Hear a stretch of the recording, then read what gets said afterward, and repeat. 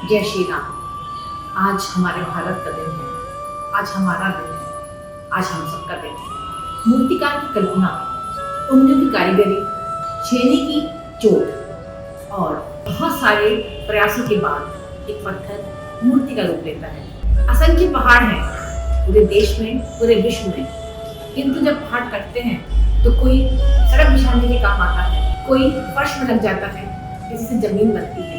कितना सौभाग्यशाली होगा वो पत्थर जो मूर्ति बनाने के काम आता है।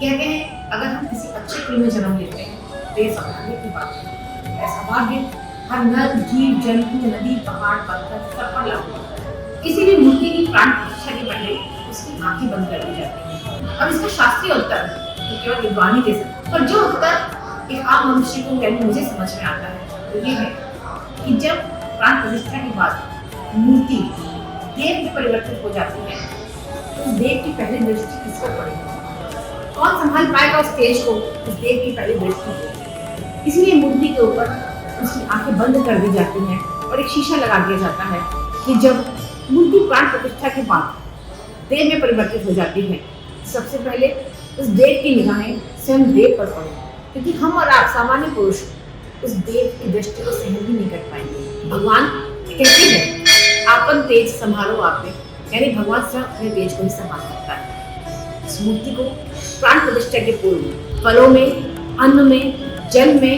शैया पर, घी में निवास कराया जाता है। यानी जीवन जीने के लिए जितने भी आवश्यक तत्व होते हैं उन सबसे वो मूर्ति तेज प्राप्त करती है और फिर उसकी प्राण प्रतिष्ठा होकर देवत्व प्राप्त करती है।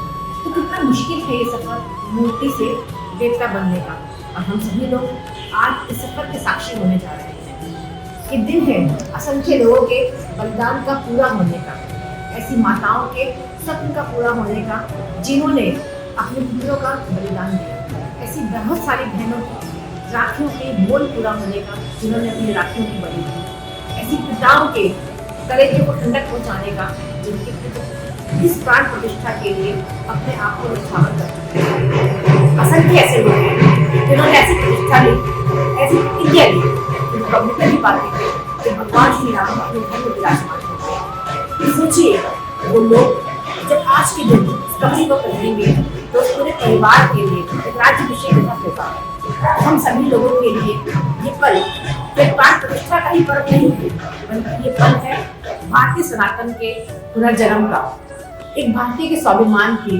पुनर्प्रतिष्ठा का, हम सबके सनातन की विजय का। हम सबका पर्व है, हम सबका दिन है, ये भारत का दिन है। आइए मिलकर इस दिन को, इस पल को खुशी के साथ अपने परिवारजनों के साथ, अपने मित्रों के साथ इस अद्भुत पल के साक्षी बने। इस दिन को अपने मन में हमेशा के लिए संजो कर रख ले। जय श्री राम।